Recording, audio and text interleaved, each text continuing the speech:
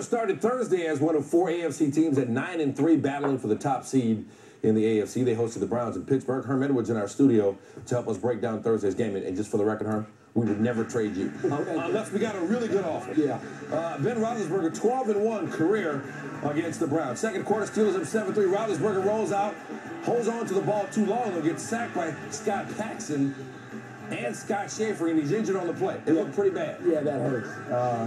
Lucky he came back. I mean, it really looked bad here for a minute when he left the football field. Leg got twisted underneath Paxson. Charlie Batch would replace Roethlisberger for the remainder of the half. 2 incompletions and a sack for Batch. At halftime, though, Roethlisberger driven to the locker room on a golf cart, limping pretty badly as he gets off the cart. There are concerns about him at this point, not only for this game, but for the rest of the season. But beginning the third quarter, there he is, Coach. Yep, he's back. He's like that Tonka truck. You know the Tonka truck, these white little yellow ones? You throw it all over the yard and knock the tires off, but it just keeps coming back. I had one of those. I still have mine. Because it's indestructible. That's exactly right. Third and 13, Steelers still up 7-3. Roethlisberger over the middle. Antonio Brown let him down. Yeah, third down to Antonio Brown. You got to catch that one now. Roethlisberger grimacing, put the throw on the mark, but couldn't believe the Steelers couldn't convert. What do you think about the decision to leave him in? Well, I think, that's been, he wanted to go. Mike Tomlin understands this is my quarterback, and here we go on the goal line. The Cleveland Browns did a good job of stopping him here. 4th and goal. You said you didn't like the call to go for it. Boy, I tell you what, I don't know about that one. Because this is one of those games you knew was going to come down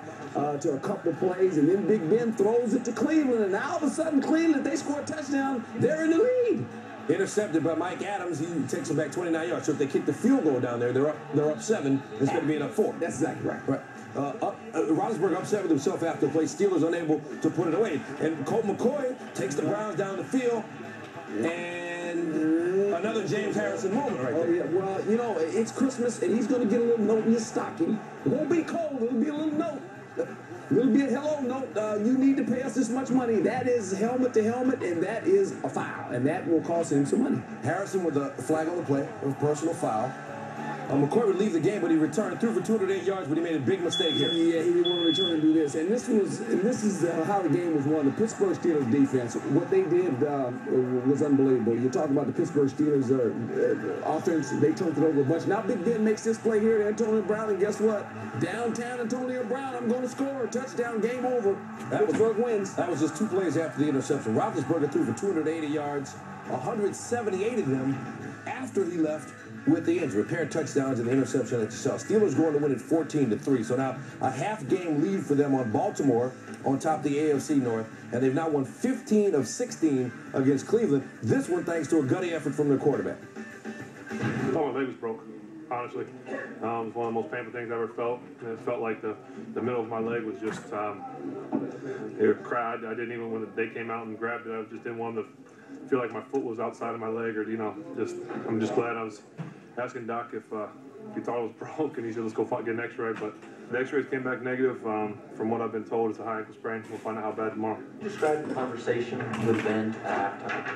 The doctor say you're good to go. How you feel? Okay, you want to go? Absolutely. All right, let's do it. Just like that. All right. It's football. That's what you do. You play football. What's the message that sends to the rest of the team when Roethlisberger comes back out and says, I'm ready to go? Not only to this team, but football players. Understand the difference between being hurt and injured. He was hurt. Wasn't injured. He can play football. That's what we do. You play football, especially this time of year.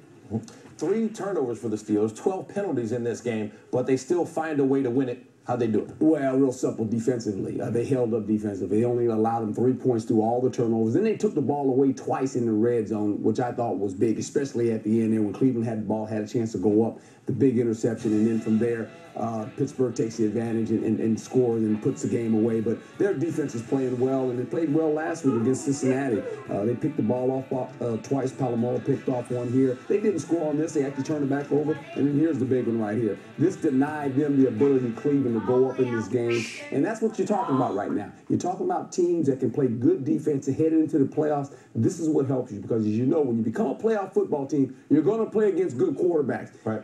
You need to have good defense, too, in the playoffs. Right. Palomalo nicked up in this game, and he's expected to be okay for the Steelers next game. We're going to hear more from Herm with the Coors Light Cold Hard Facts a little bit later on.